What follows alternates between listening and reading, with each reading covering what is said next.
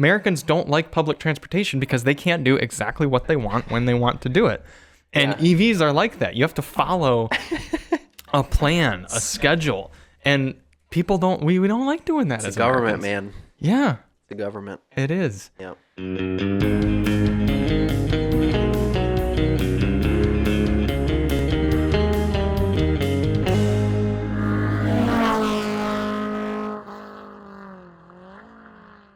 Because when I bought this sweatshirt, there was a green option and a black option. I chose the green one. I think they gave you black.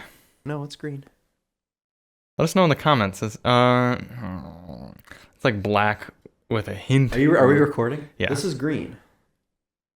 Okay. It literally looks the same color as the TV behind you, and your mic stand, and your hat. You may be colorblind. Although if you were colorblind, it wouldn't affect seeing. Well, maybe it would. I don't know. If I were colorblind to green, I guess. Well, you're wearing green. Yeah. Charlie's wearing green. I'm very clearly green. Do you all think this is the same color as Chris's shirt? Well, no, because, I mean, obviously color is a spectrum, just like many things in life. Yeah? Like autism? I saw a video this week on TikTok of somebody's Ring doorbell camera catching, not footage, luckily, but an audio clip of somebody getting run over at 70 miles per hour. At 70? Yes. Was this in Detroit? No, but it was by a Chrysler 300. It was, unfortunately, with somebody's grandmother was going out to get the mail. Holy cow. And they caught this on camera. It's very disturbing. I don't recommend that you watch it, but you can hear the impact, and it's Was she horrendous. done? No, Charlie, she got up. You know, she got hit at 70 miles per hour and she got up. Well, excuse me for wanting a happy ending. Or a happier ending. You just, To be honest with you, I don't know, but I... sure. I, You're making an educated guess. I saw a photo of the car because I found the news article. After I saw that, I was like, there's no way. Sure enough, I found the news article. Was it white?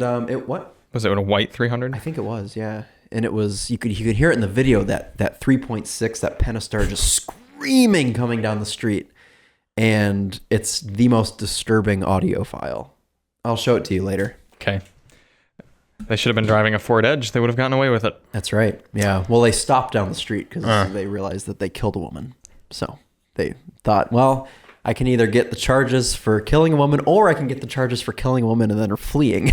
So. Welcome to episode 51 of the Daily Motor Podcast, brought to you by All Brand Cereal. Kellogg's. That's right. Thank you. Big sponsor. I told you about my ex-girlfriend who killed a person, right? Yeah. Did we talk about that on the you talked podcast? about your ex-girlfriend that Yeah, killed that a was man on a earlier. bicycle. Yeah. I mean, we've been doing this for a year now. We're starting to get to the point, like when you're in a long-term relationship, when you retell stories. You told that story in the podcast studio. Yeah, early on. So, yeah, very early. Probably like one of the first episodes. Right. Yeah. I remember dying laughing at that. You also said something. We were talking about the Ford EcoSport, and I talked about how there was one in the showroom at the Spider? a Ford dealer that I worked at, and there was a Spider that I said it scurried across the floor, and you said, you mean that it curried across the floor because it's an Indian car? Yeah. The golden Daily Motor Podcast moments. Go back and listen to them all. They're all S tier. Could you say that it curried, Chris? New hat for you. Yes. Shout out to Ken Lingenfelter. Did you pick that up at his collection this Yeah, it was past free. weekend? Free. Yeah, he oh my god. Door Let me prizes. tell you. So we went to a charity event this past weekend At the Lingenfelter collection. Toys for Tots, or whatever they call like a charity drive for toys for less fortunate kids. And so I brought a couple toys, and if you show like that's how you get in. You give toys, they let you in. Sure. So I was there, and about halfway through the event, they like set out a table full of hats, like probably 100 hats. And I saw this really cool blue hat with flames on it. And I was like, oh, I'm going to have that one. This woman walks up, okay, cuts in front of everyone, squeezes through everybody, and grabs like 12 hats and takes them all for her. A Karen-y looking woman? Yes. She was like 50 years old. And she got out and put them in a Chevy Traverse. Probably. She grabbed so many hats. And she's like, She used the excuse. She's like, oh well, I gotta make sure the boys get what hat they want. And I'm like, why didn't the boys come over with you and pick one hat? Because she took the hat that I wanted to take. Now, granted, I am still very happy with this hat. I think this hat's quite nice. It's got a little red detailing on it. Every one of those hats is going to be completely neglected. And well, she probably ended up putting most of them back. The thing is, she was like hogging half of the supply to let her kids get a chance. Oh, I thought you meant she like took them all home. No, she took them all and she's holding them. Like she was holding why didn't you just 12 wait? hats. Huh? Why didn't you just wait? Because she ended up actually taking the one you wanted? Well, she walked away. Well, she was holding them by the table and then she ended up walking away with them. But why I said that is I would like to give her the benefit of the doubt that she maybe went and put them back, but who knows? She might not have. I see. I don't know. She should be shot. That's a strong opinion. Well, we have strong opinions. I just hate I don't like entitled people. Yeah. It's not my thing. Mm-hmm. Anyways. This week. What episode is this? 51? 51. Yeah. Next week's a year. Yeah. Next week's it's not a year for us because the first 2 episodes I recorded with Max. Okay, so it'll be a year for us, episode 54. Yeah, in January, because we started in January of last year. Ah, okay. Yep, with Nathan and everything. Yeah, episode 3. What's Nathan up to? He is working a lot. Real estate appraisal. Him. Yep, you're doing that. His Explorer is running okay. I think he's having some coolant issues. He's kind of been fighting that for a while. To give that car credit, he's been driving the crap out of that thing for like 8 months at this point. Almost a year. Yeah. I think in January, February or so is when he got it last year. Yeah. And he's put a good amount of mileage. He drives a lot. Yeah. And that car was no spring chicken when he got it. Yeah.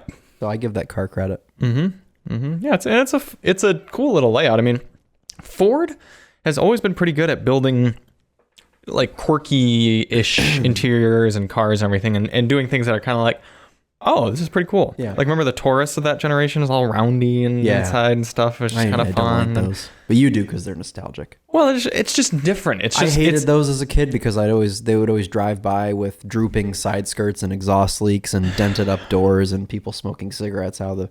I was just like, yeah.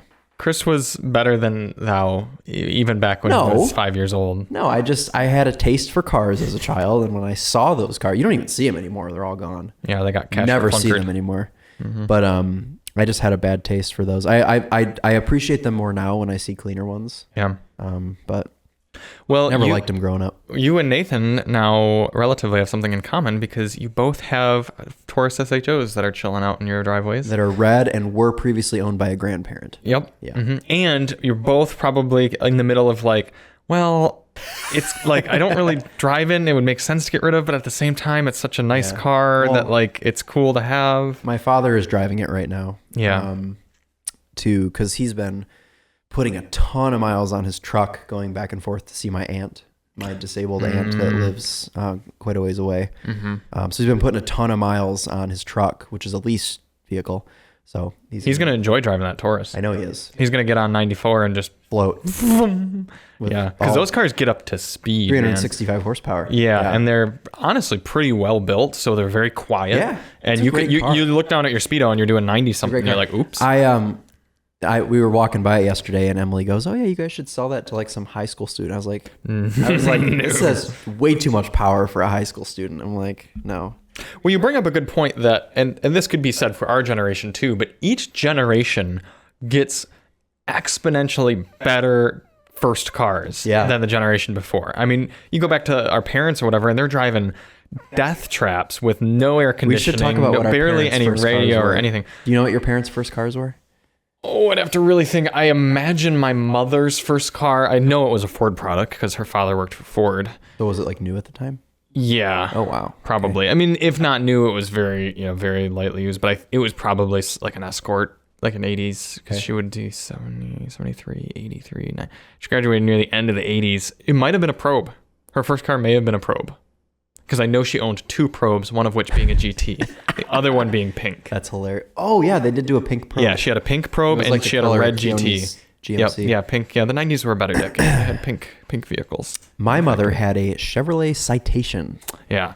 See, that there is no car. You could get the crappiest car on sale right now, and it would be years better than a Chevy Citation. Yeah. She used to have to, it was carbureted. So she had to stick a pencil in the choke because some days it wouldn't start.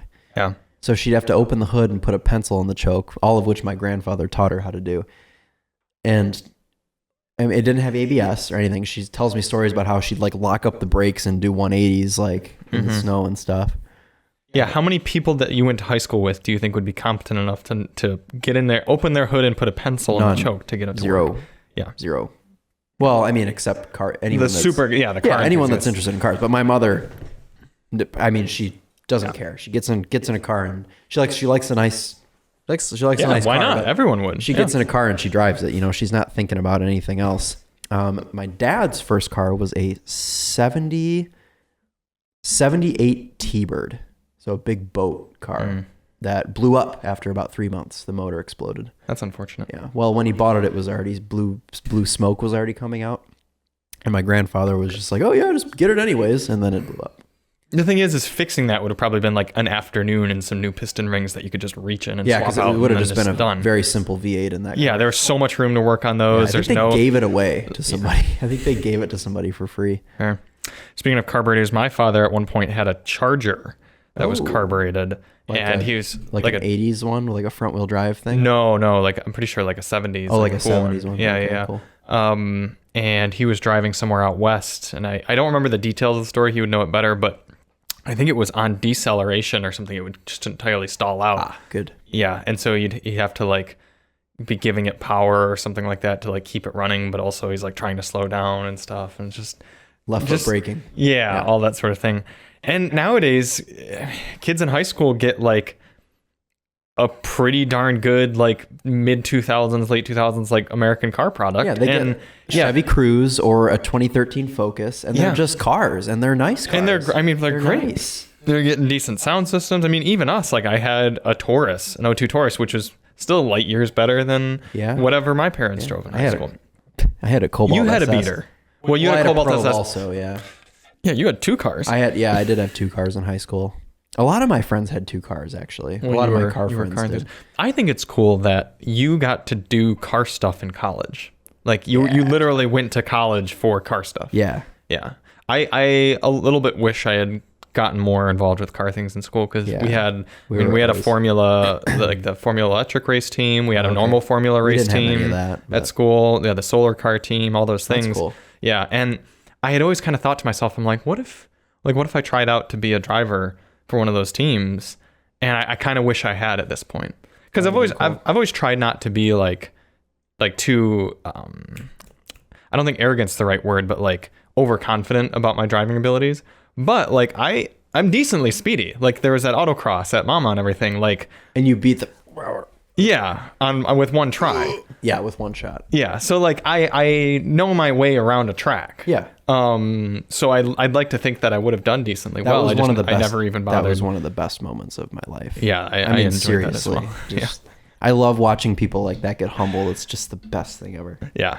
So I think it's cool that you got to do genuine car stuff in school. Yeah, I mean, I got lucky because a lot of the kids that were in my class in my year were all into the very similar car things, and like everyone had cool cars. Like the following years, there weren't any real people. I mean, people had like new stuff, but like my year, like everybody had really cool stuff. Like I got really lucky with the class of people that I went on with. My buddy Ben Profit had and was part of, and I think he was the president of his senior year, was a really cool car club down at University of Texas as well. And not Texas, sorry, Tennessee. And obviously, like when you're in Knoxville, Tennessee, you're 45 minutes from the tail of the dragon and all those amazing roads. So like you're gonna have a good car culture. Yeah. But still, I mean, they all like he had a Honda Fit, but it was like a manual. And I love Honda Fits. A little bit. I want a Honda Fit. I know he regrets selling his. Really? Yeah, definitely. We were just talking about it recently, but now he's got a Volvo C30 manual, which is kind of cool and stuff. Yeah, he sent me a photo of that. It's a red one. Yeah, it's fun. But they had like a lot of cool cars and would do meets and everything like that. I feel like when you go to a kind of a bougier school like University of Michigan, any sort of car group or whatever is just going to be dominated by Asians with like Lamborghinis, or Parker Nierstein with his Lamborghini and his what was it? Jifu? Yeah, with the Z06. He crashed it and killed. Well, he didn't kill. He almost killed somebody. He injured a minor and got a restraining order put against him and everything like that. He went to prison for a while. Did he? Was it that much? Yeah. Wow. So. Yeah. So I think that's the sort of car culture that we had around Michigan, I feel like. So it was like I'm not going to be involved with that sort of thing. Yeah. First of all, I have no, I mean, I had a clapped Focus SVT, like, whereas you people would appreciate that at Northwood. Oh yeah. But like they would have been like, you're gonna go on a rally with your $100,000 like Mercedes it was funny C63. because Northwood had, we'd call them DKs, dealer kids, because a lot of Northwood was kids of dealer presidents. Sure. So they'd all have their D plate demos and stuff. But none of it was, I mean, it was never anything crazy. I mean, it was just like F-150, like nice F-150s and nice like GMC, like fully like loaded trucks and like Jeep Wranglers and like all stuff that's cool, but not really like anything enthusiast wise. Whereas the enthusiasts, like there was obviously my IS300, there was a kid with a manual Legacy, like a Legacy GT Subaru. There was, Sean is calling me right now, Sean. There was a kid, Sean, I guess. Sean, Coincidence. Sean had a manual VR6 GTI, and then eventually moved to a 981 Cayman GT4. But I mean, it was E46s, it was Miatas. They're genuine enthusiast It was just cars. like, yeah, I mean, I don't have to go into detail about every car, but you know what? A challenge I'd like to do together. I was just kind of thinking of, it could be fun for you and I to find, like it's developing in my head now. I'm progressing it, but like $2,000 challenge or whatever, the most reliable car we can find for $2,000, for $2,000. that would probably, I know they'd both be Toyota products. yeah, it'd probably be They'd both be Camry. Avalons. Or an Avalon, yeah. But then we have to do reliable car challenges, like not change the oil and then like try to drive from here to California and back or something. And like that's my dream. I would love to do something. I know we need to start doing, we need to like plan next year. We need to get a film crew though. Not necessarily. I mean, we could make a fairly interesting video just GoPro with that. It doesn't need to be That's true, super because high we budget. could also do stand-ups with a tripod. Yeah. And I mean, even not that far off from you and I just shooting a car review. Like one person's filming, the other person's observing, and just do it. I know. I just have this dream of like doing like a Top Gear film, or Grand Tour, I guess. I mean, we kind of did already. I know, but I mean, I know and I appreciate that, but what I mean is like a cheap car challenge, like very like raw, genuine. Everyone has their own car, and something like that. But I think that it would be worth it to, even if we just have like one person. Also, if we're going to be driving somewhere far, we're going to need a chase car, and that's fine, with Keone in it, or Dane and Corb or something like that could come along. I would like to have Keone. Well, and Dane would be a good one too, but Keone in there to like fix things, mechanical things. Well, if it's a true challenge, you and I have to be the one to fix them. Well, yes, but then when the cameras turn off, Keone goes in and fixes it, and you'd be like, "I mended it." Yeah. I just want to run 2 Avalons and see which one lasts the longest with like zero maintenance. In fact, maybe just drain all the oil out and just drive them until they just stop running. Drain all the oil out. Yeah. We really ought to next summer. Let's put it to ourselves. Cars to do are getting some a sort little of, cheaper now. Yeah, also, let's do a cheap car challenge. Let's make it happen. We have so many cool ideas. Yeah, we need to do it. Yeah, what would be the best? The Panther platform one would be really cool. Pretty reliable. To try to see to get a town car in a Grand Marquis or Crown Victoria. Mm-hmm. Yeah, that one would be fun. Yeah. I still like the idea of getting a cheap date night car. Oh, the date night car. Yeah. Mm-hmm. Yeah, best date car for $2,000 or something, and less, and we have to drive like an hour away to get to the dinner, and our women would quickly become cross because they do at any inconvenience. It would quickly become cross. Yeah. Funny. Yep. Yeah. This week at Daily Motor Headquarters, we had 2 cars that were both, well, at least I'm ready to see away for both of them. Chris didn't get enough time in the GV60, so he didn't have to be inconvenienced by it. I loved the GV60 because I only drove it for like a day and a half. Yeah, and he slid it around the whole time. Yeah. Yeah. So fun to toss around. Probably the most fun to drive EV that I've driven. You liked that EV6 because it was rear-wheel drive. You could drift it. I liked the i4 M50 from a raw speed because it was so fast, but it wasn't as fun in the corners though. No, yeah, it wasn't as tail happy. The GV60 is just hilarious. It's like a hot hatch. It's like a Focus RS electric. Yeah, you almost like it because of the way it drives doesn't fit the luxury car character that it is. Yeah. Yeah, it's like it's sort of a split personality car because it is. It's in some ways boring. In other ways, very beautiful, like technologically kind of forward and everything. The speaker grills look great, everything like that. In some ways, very techy, and in some ways, very fun to drive. Yeah. Yeah, the interior design on that car is like top notch for this year. I think it's probably one of my favorites. Yeah. I mean, it's very striking from every angle, outside and inside, and there's just enough cool little gimmicky things that if you're driving a passenger that isn't super inclined to cars, or even someone that does like cars, I mean, it would be a little bit like, wow. Yeah. You know, like the shifter that turns over and some of the bright green piping and stitching things in that car. And for me, the main problem is the GV60 and a lot of the other Korean cars are much better upon initial review than they are after spending time with them. And there's little borderline intangible aspects of these cars that don't work super well. One that just came to my mind as I spent good 300 miles or so driving it around with Alyssa, and the regen comes on too strong in one pedal drive mode. And it's sort of like as soon as you release your foot from the accelerator, it yanks you down. And when you're just driving alone, that's fine because your body's kind of like preparing for that, and we're car people, so Alyssa was like, yeah, there's just always a little bit of like a, and she put it really well when we were driving on I-94. She said, it makes me think you're hitting the brake, and it makes me think something is happening in front to make you hit the brake. Oh, so it's all sudden. Very subtle psychological things, but it all of a sudden makes her tense and makes her nervous just because the car, it doesn't gradually come into regen enough. It's a little too immediate.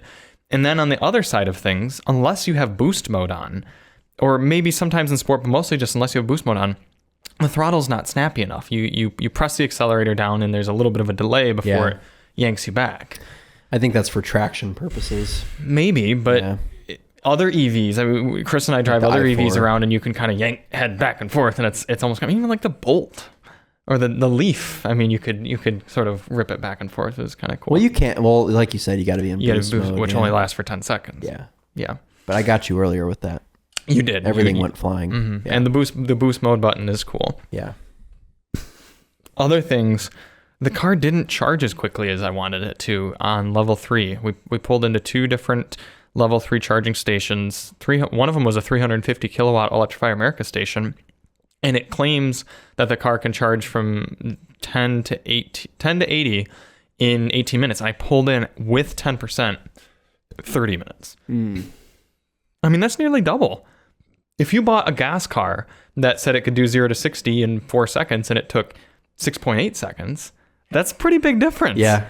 That's just dramatic. Yeah. Or if you bought a gas car that was supposed to get 30 miles per gallon and it got 19. You'd be a little bit dissatisfied. Yeah. Yeah. So, and some of you will come in and be like, oh, well, the battery needs to precondition properly, or it was too cold, or this or that. The problem is how do you explain that to a 50-year-old mother? How could they buy a car like this and then come back into the dealer a month or 2 later and be like, it's not doing what you said it would do? And they go, oh, well, this. They don't want that. Yeah. They simply want to get in and they want predictability. And I know we're kind of making a joke about it, but it really is true that most people buy cars as appliances. Yeah. And you can't buy a toaster that says it's going to toast in 18 minutes and it actually takes 30. Even if it's because, oh, well, that's only if it's 72 degrees out and this and that. And if this charger is at not being used by another car that's next to it, it's just too People much. have gotten very used to just getting in their car and driving. Within the past, 20, 30 years with cars just being so simple and not needing anything. And now it's almost like we're going back to the days where you got to stick a pencil in the carburetor or the choke. Yeah. And with EVs, it's almost like you have to know, you have to know about the car. Yeah. And people don't care. Someone that's buying a Kia EV6 or a Bolt or whatever, they're not interested in having to deal with that. So I agree. Yeah. Yeah. I fully feel that. And here's another aspect to this whole EV ownership deal. We went out to Alyssa's parents, and then we went to church on Sunday, and we are going to go get lunch and then leave after that. Well, Alyssa's mother wanted to go to a restaurant she's been wanting to try that was 20 minutes in the other direction from where we thought we were going to be going. So it's a 40-minute round trip, something like 40 miles or so in the other way. That one change right there entirely changed the rest of our day based on where I thought we were going to be able to charge. Yeah. Because I only had so much charge in the car from the day before. And I was like, okay, well, we'll be able to eat and then hit this charger, charge up in Portage, head home. No, entirely different thing. And because we're not dealing with Teslas, at least with their supercharger network where you're going to get the same thing all over the place, there's only one charge station in the whole southwestern part of the state that charges up to 350 kilowatts. The one we hit only charges up to 125. So all of a sudden, we're only using half of the car's charging capabilities and to spend an extra hour, going further out of our way to charge and then come back. So you can't live your life as flexibly. And that's the whole thing with the automobile. I mean, Americans don't like public transportation because they can't do exactly what they want when they want to do it. And EVs are like that. You have to follow a plan, a schedule. And people we don't like doing that as the government, Americans. man. Yeah. The government. It is. Yeah. So evil.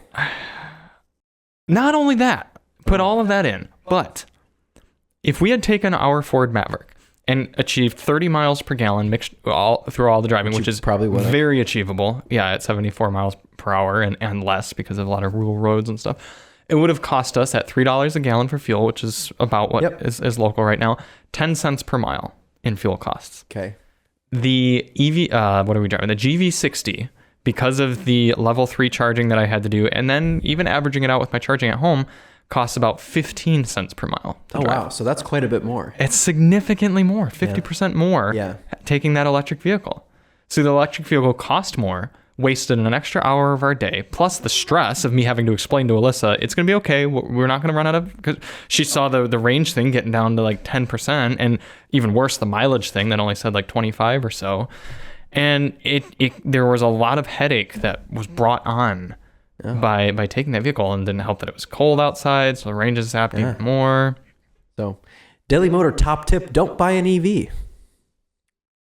Yeah, and it just stinks that there are still all these caveats, and there will be so many people. Oh, that doesn't matter if you live in a big city. Oh, that doesn't matter if this is that. I get that. Yeah.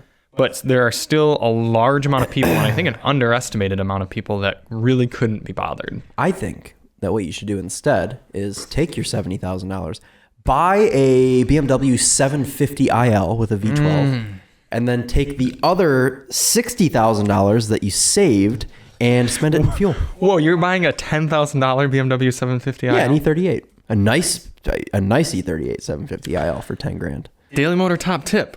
If you want a new luxury vehicle with a 10-year warranty, instead, buy a V12 BMW from 20 years ago. And then set aside $60,000 for maintenance and fuel, and it's the same thing. Except you wouldn't be able to actually drive it because it would be in the shop the entire time. No, you could drive it. Just make sure it's all sorted. This is the whole thing, having that budget. Having it sorted first, and then you drive it. And so it's like I guarantee it rides better, it's quieter, it's more comfortable, and I bet there's nothing in that isn't going to satisfy you in the same way. Sure.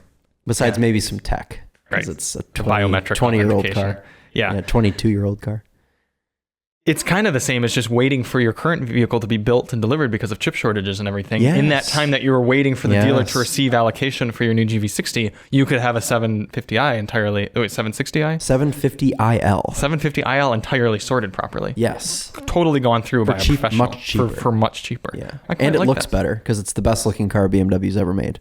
Can we do a challenge once you and I are making slightly more money from this whole YouTube game? Can we do a thing where Alyssa and I buy a new vehicle and then you get to buy the old vehicle for the same amount of money, and you get the remainder to fix up properly? Because I'll buy a 750iL. Yeah. We'll buy a Bolt or Prius or something. And I'll buy a 750. And you'll be a 750. And then we'll have Alyssa drive both in properly, working form and see which one she likes better. She'll like the 750 better. Yeah, you're probably right. Yeah, maybe I should more just buy comfortable. Alyssa 750iL. Yeah, you should. Yeah, that won't bankrupt this at all.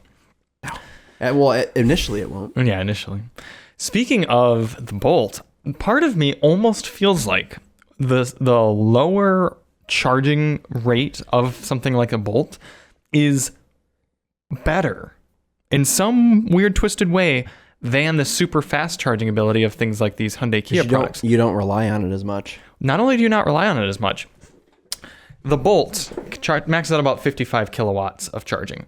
Any single level 3 charger should be able to charge that. Like if to be a level 3 DC fast charger, you're pretty much at least going to have 50 rather. Some of them go all the way up to 350, but most are at about 125. Some are at 50 or 60 or so. So every charger's the same. Exactly. Yeah. And you're going to know exactly how fast your Bolt is going to charge. It's going to be slow. There's no guessing. But there's no guessing. It's always going to be the same. You get something like the Hyundai Kia, you could be like, honey, I'm going to be home in either an hour or an hour and a half. It depends on how quick this charger is going to work. Yeah. So, Daily Motor top tip. And then your wife is quiet for the rest of the night. Because she's cross. Well, right. And you just know, honey, I'm only going to be there in 2 hours. But at least she can plan for that. She knows when you're going to be home. Because mothers don't like you to be home later than you thought you were going to be home. Mothers, wives. Well, wives become mothers Women. typically. Yeah. Mm-hmm. I think wives are a little more flexible. I think once you become a mother, you kind of insist on having things your way a little bit more.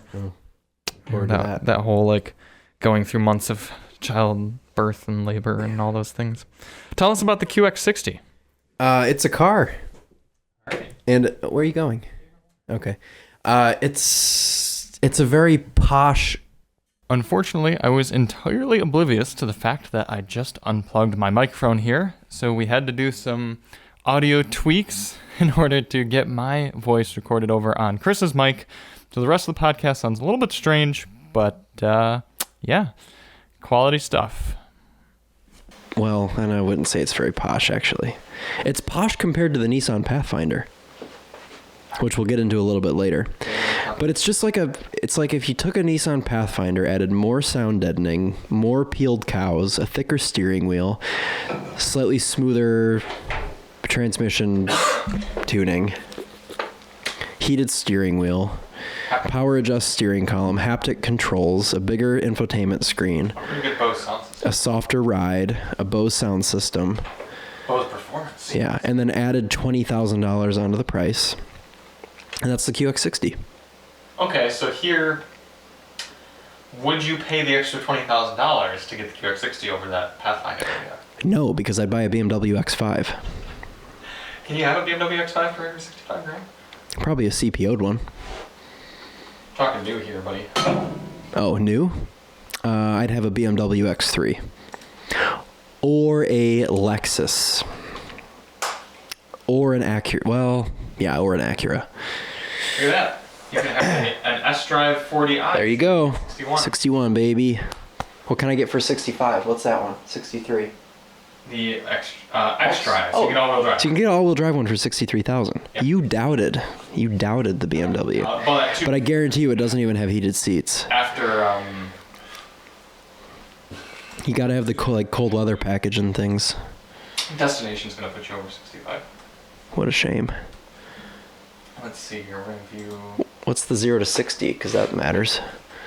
Features. This is the very base X5. That's a great motor in that, though. It's a B58. 335 horse, inline 6 with e-boost, 48 volts. That's all you need is that B58. The B58. I guarantee that would absolutely wreck that QX. Like, no comparison. And get much better fuel economy. Yeah.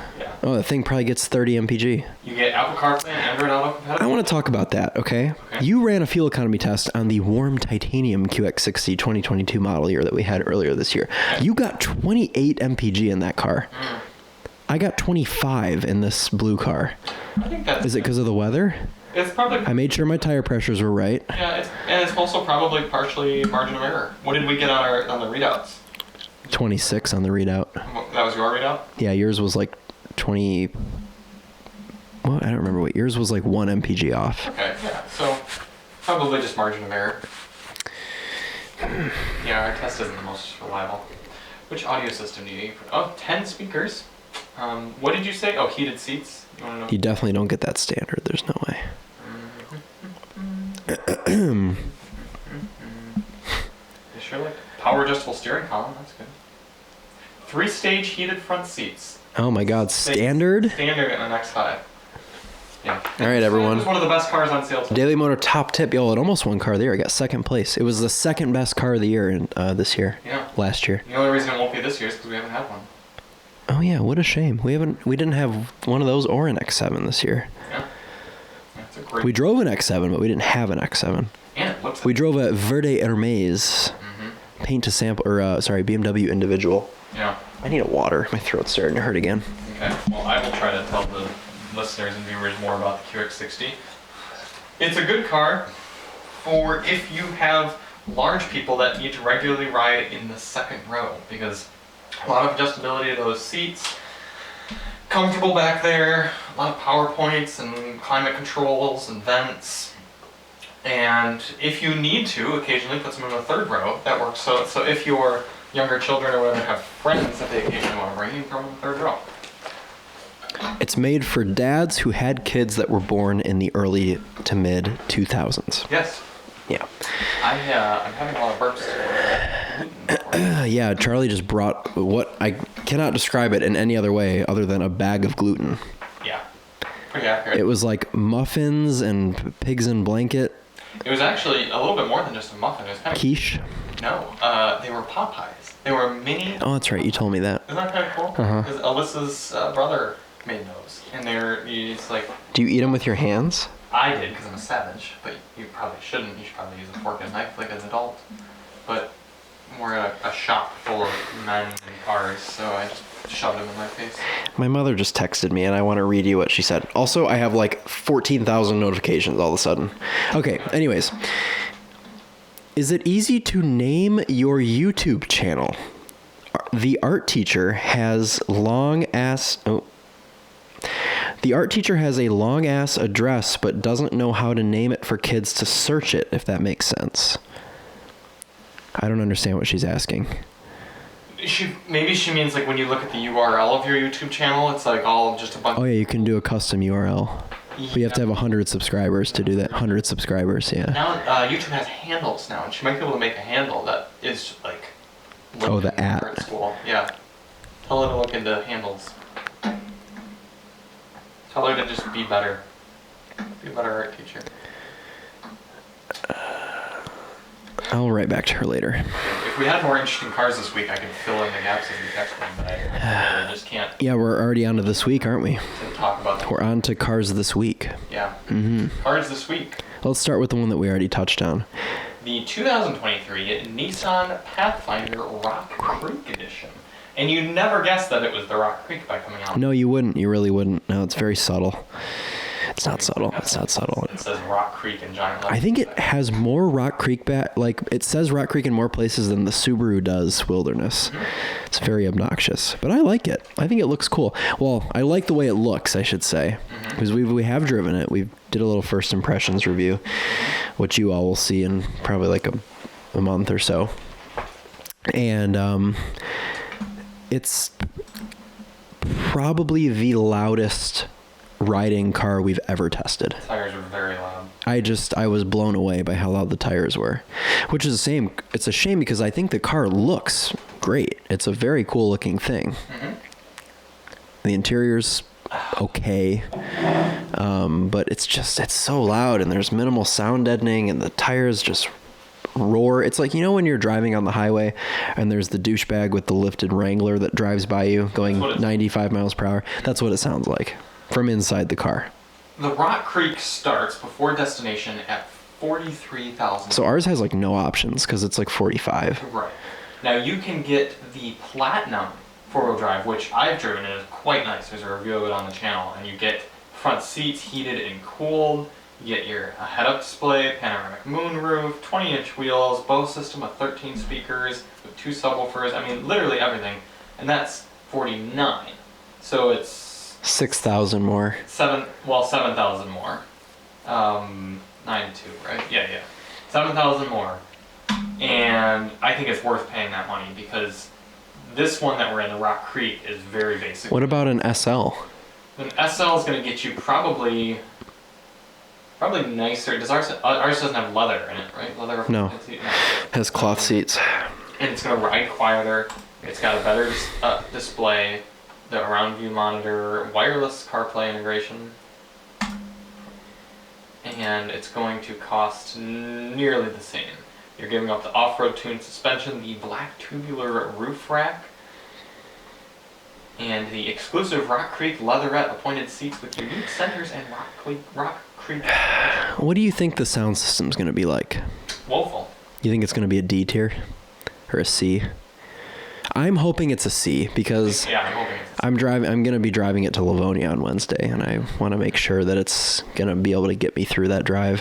I think you should just spend 35 and get the base S. Well, I guess to get all-wheel drive, you'd be spending 37. Yeah. I am a music enthusiast. Yeah, you are. Yeah, I don't like when the cars have bad sound systems. Usually they don't. I mean, usually like a C tier is fine with me. Like I'm fine rocking with the C tier. But if it's like, what have been some that have just been awful this year?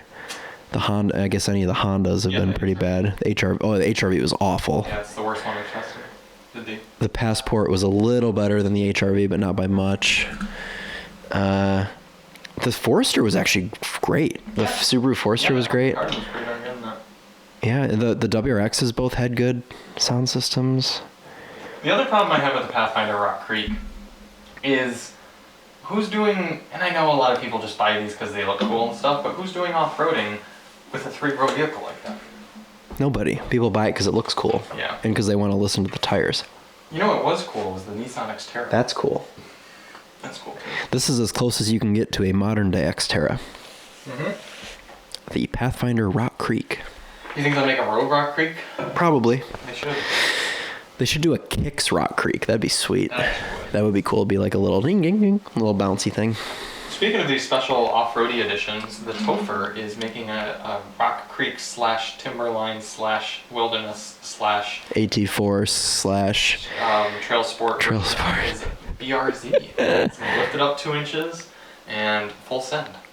Yeah. That's gonna be pretty exciting. I mean, we're gonna get him a wilderness badge for it. Yeah, we should. We should get that for him for Christmas. Yeah. I mean, he should title one of his videos on it Subaru BRZ Wilderness Edition because it'll get a ton of clicks. Yeah, people will be like, whoa. Yeah. That's pretty cool. What a great way to ruin a perfect BRZ. Oh my gosh, dude. Yeah, you're right. You ready for that? 7. Yeah, they are. But people are usually pretty nice on Chris's videos. Yeah, they are. Well, it's because he... Never mind. Okay. Yeah. I don't know that he wants...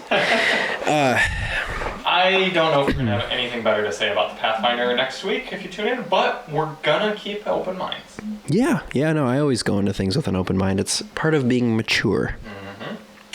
The other car we're getting this week, which will probably not come for another few hours, is the Genesis GV80. 3.5. What trim is it? I was just wondering that same thing. The GV80 is Genesis's largest SUV. Yeah, it is their largest. Because they don't do a GV90. I assume someday they probably will to compete with the X7 and the Q7 and the... Right. Oh. My dad likes to call them. Your dad calls during every podcast. Every podcast. But he does like to call it. Yeah, he does. Yeah. Did you know Mazda's coming out with the CX90? Yes, with an inline 6. Is that when it's going to happen? Allegedly. I'll believe it when I see it. Yeah. That's being released in a few months. Probably at Chicago, no? Around that time. Yeah, there's a drive for it. Yeah. Oh, are we going on it? I haven't been invited. Ah, good. What are we looking up? Come on, Joe. Oh, yeah. Isn't our Mazda guy Joe? Yes. Yeah. I believe he got a raise. Joe, please. Or not a raise, like a promotion. He's a cool guy. He's still like Mazda PR. Oh, it's a Prestige. Ah, is it green? It is green. Oh, good. Properly green, not like your shirt. That's really just black. No, that is the color of my shirt, actually, the car. Literally is the color of my shirt. I think that you just can't see light as well. Maybe that's... What's the interior? Is it green? Green and white? No, it's gray. That looks green to me. Oh my god. Maybe it is, actually, because they do make a green interior. Well, let's see what we got here. Oh, in fact, it actually told me back there, but I'll bring it up on this. Window sticker. How much? So... $70,000. Yep. Interior color is smoky green. Boom. To be fair, I did not doubt you. I doubt you all the time. Yeah. Cardiff green is the exterior, smoky green is the interior. Very similar to the one we had a couple years ago, spec-wise. Interior is a different color, but exterior is the same. Also, the 3.5 Prestige has more features than the 2.5 Prestige. Oh, really? Yeah, So does this have the good sound system? Yeah. The Lexicon? I remember this being one of the best sound systems. Lexicon premium audio, 3-zone climate control, heated second row seats, power cushion. Oh, it's a 23. Very good. You'll see in the the title, Charlie. Prestige 20-incher. You like? 20-inch long car. I don't think that's right. No, it's 20. The way I had to think about that. This has the 12.3-inch 3D digital instrument cluster. I don't think you get that with the 2.5. No, it had it. Did it? Yep. Well, one of the Genesis. Oh, maybe I'm thinking of the GV70. Probably. Yeah, that's probably what it was. Suede headliner. You're a headliner enthusiast. I love suede headliners. Ventilated second row seats. Wow. This is going to be the luxury barge. Yeah. Just realized we weren't showing the viewers any of that. But that's okay. Oh, that's okay. Yep. Yeah, I'm looking forward to this car. Chris and I did a compare between this and an X5 a few years ago. I saw that. And That was a good video. I watched it. thanks. A lot of viewers didn't agree that it was a good video, but they Oh. were wrong. Because the X5 Okay. is a better car. I explained it to Chris like this in the Genesis video that we shot earlier today. Genesis to BMWs are much like Samsung to Apple, if we're talking mobile devices. Yeah. Many of the Samsung phones have more features, they cost less, they have, on paper, like, why would you buy the Apple? But when you physically use the iPhone, and just how straightforward and well and solid everything is put together, there's a lot of people who just go, yeah, but I'll just have the iPhone. Yeah. And I think there's a lot of people buying BMWs for that same reason over Genesises. You get a Genesis and you're like, wow, this is really impressive. This has all these features. It only costs this much. Like, that's crazy. But then you get the BMW and you're like, this just feels right. Yeah. This just really feels, there's an intangible factor that feels better. Genesises feel a little bit chunkier, a little bit less precise, both in the driving feel and the kind of interior bits. And you go, meh, it's nice, and I'll have an X5. They've gotten the X5 so right with this last gen, and the X7 too. Fun fact, Ben Prophet's girlfriend, Emery, drives an X5 diesel. It's been her daily for years. Really? It's probably an E70 like Dane's. Yep. Yeah. Yeah. Those are pretty robust. Yeah. The only downside is diesel's a lot of money right now. So any fuel economy. I think they're pretty efficient though, aren't they? Those. Yeah, she'll get like up to 30 miles. It's a 6-cylinder turbo diesel. It's a cool motor. They put that motor in a 3 Series also, only for the E90 facelift generation. They only made it for a few years, but you could get a 335D. Yep. It's very, very. They're like collectible now because they only ever did that in the U.S. once. I'm sure that Europe has a ton of those, but U.S. we only got one 6-cylinder diesel 3 Series. It's the only one. Could you get it in a wagon? No, because you couldn't get a 335 wagon at all. You could only get the 335D as a sedan. That was it. There was no coupe. There was no wagon. You could only get an automatic. You could opt for like an M Sport pack though. So, yeah. Journalist spec. Yep. You could have a 535 Xi manual wagon. Yes, you could. We found one on CoPart once. We should have bought it. Remember that? Vaguely. Super vaguely. I think we bid on it actually. It was blue. I think we may have. Yeah. That's pretty cool. That car would always be broken. Oh, they're terrible. Especially the N54. Great motors, low down, bottom endy. You can make a ton of power with them, but like everything else is just garbage. Yeah, water pumps are essentially consumable items. Yeah. It's like every time you change your oil, change the water pump. Change your water pump too. I think I told this on the podcast before, but I think, again, going back, I think it was Emery, the girl who has the X5 diesel. Yeah. She had a 335i coupe when I first met her. And I said, how many miles are on it? She said, about 130,000. I said, so you're on your third water pump? She said, yeah, how'd you know? It's just the time frame with us. Yeah. I think you get good at changing the water pumps, though. You do, yeah. Quickly at that point. Yeah. Those are just... I know we've talked about this a ton of times on the podcast, but my college roommate, my sophomore year, had 3 135i's, and they were just they all had their own unique problems. Cool motor. Like It's a cool car in general. Yeah. Oh my God. Yeah. I drove all of them actually, and they were all. It's a great car. Version of the V58, right? Yeah. Yeah. It was a great little car. It was, and he had a red one, and the red one was so cool. It just looked so proper. Yeah. It just had some cool lines, like the swooping, the side, like the side skirt was like C-shaped almost on those. It's really cool. Yeah. Yeah. No, I'm looking forward to spending some more time with this GV80, especially after a few model years now, see how tight it feels, and I'm sure it'll be a nice one to spend time in, especially being green. But the 3.5 is woefully inefficient, and I like the 4-cylinder better in those. Well, I mean it's a lot from a livability around the GV80, but I still think it's a smarter motor to buy. Yeah. Yeah. And that's it for cars this week. I am going to shoot a video, hopefully today, on my truck. And Oh yeah, we're doing that, but first we got to do CoPart. yes, I'm looking forward to CoPart. Because you know what, Charlie? No CoPart segment last week, and we do apologize for that. But we were busy talking about your truck and the Carfax. Yes, that was essentially a CoPart segment. And then That's true. Oh no, my session has expired. Yeah, cool. Good thing I have Face ID set up on CoPart. I did on a CoPart vehicle last week or 2 Oh my weeks God, they changed the freaking app again. Every time they change this app, it gets significantly worse. Chris is becoming a C-Max enthusiast and would like to own one. And I tried to buy him a C-Max. Did you bid on that? Yeah. Oh my goodness. I bid a lot because I don't have a lot of money to throw around on project cars right now. So Same. yeah. That's why I'm trying to get rid of all my cars. All right, CoPart. I don't know if we've showed this one on here before. But it has a buy it now, and it's very intriguing. Okay, I'm ready. Six It wants me to renew my membership.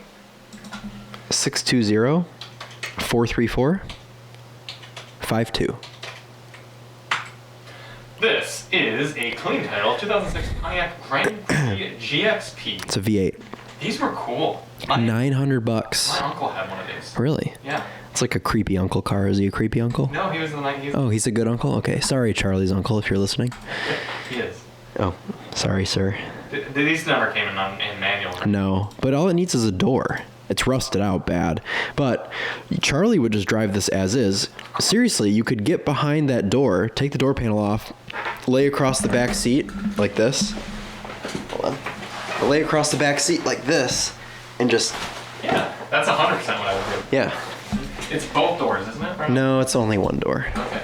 Yeah. You should have that. It's $900. A $900 car. I don't know. Runs and drives. If it were in Detroit, this would be a lot more tempting. It's in Ionia. How much is shipping? Too much. $160. It's too much.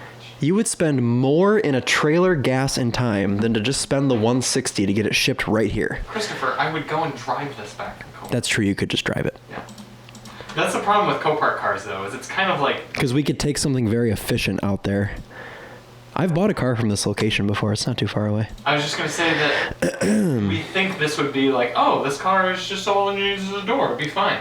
And then we pick it up and it's an entire basket case. Well, let's check the auto check. Okay. View report. Ah. It is an 18 on the auto check scale. That's pretty low. That's pretty poor. It's only had 3 owners. Oh, and the current owners had it for 13 years. So it's probably at least 2 years. And Yeah. months, and they probably owned it or something for 9 months. Insurance loss record. Man, You are just hoarse today. I am very hoarse today. Yeah, I'm at the tail end of my crud. It doesn't say what happened. It just says it was an insurance loss. Not a lot of repair or like maintenance record. You don't get that on auto check. Oh, okay. Yeah. It's just registrations. and Yep. stuff. But right here it says brake service, tires, and wheels service performed at 160,000. Yeah, it's just less places report to auto check, so you don't get as many as you do on Carfax. Claim paid to insured.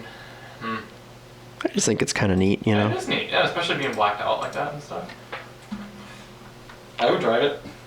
We should buy it and give it to Stu or Keone. Yeah. Put a big bow on it.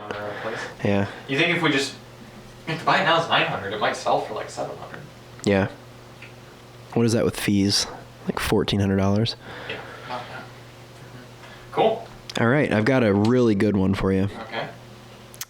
612-019-72. I want you to read the entire title of this video, or of this car. This is a 2009 Volkswagen New Beetle Blush. I don't know why, but Is that a makeup brand? maybe, but it has like a red roof and a red interior. Yeah, red top, red interior. It's a shame that it's as broken as it is. Oh, and it's pretty cool. and it's an automatic, so. The Blush edition. Let's look this up real quick.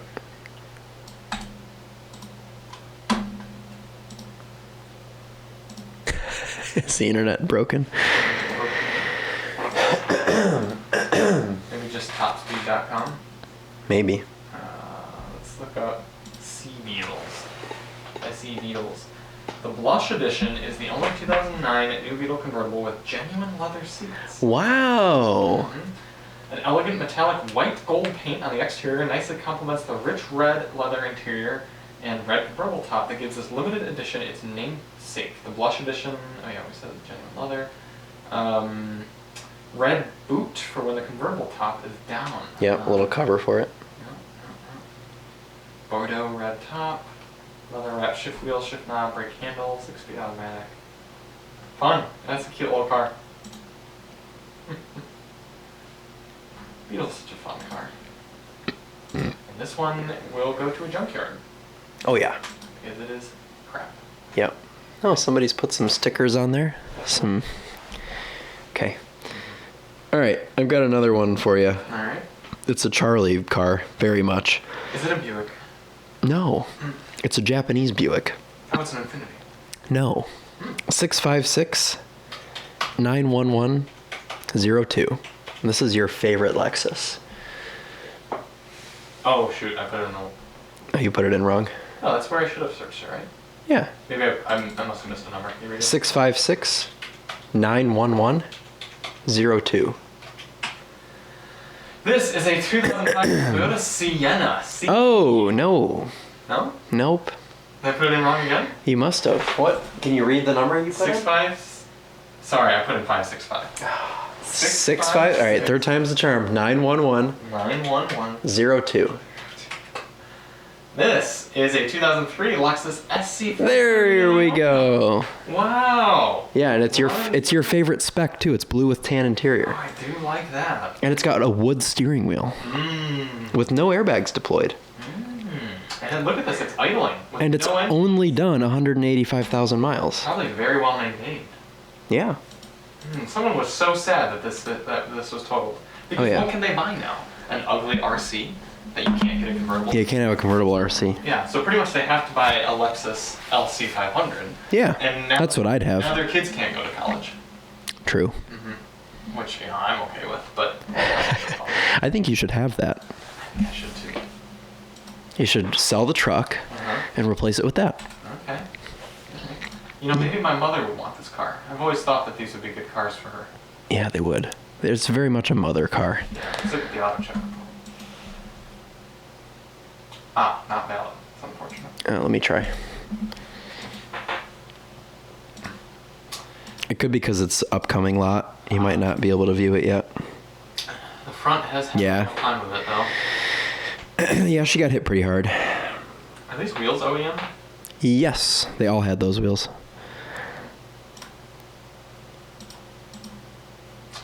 Yeah, I was hoping it was an older SC, but yeah, these are still. Oh, yeah, because you want one with a 2J Yeah. It's like for a Lemons car. Yeah.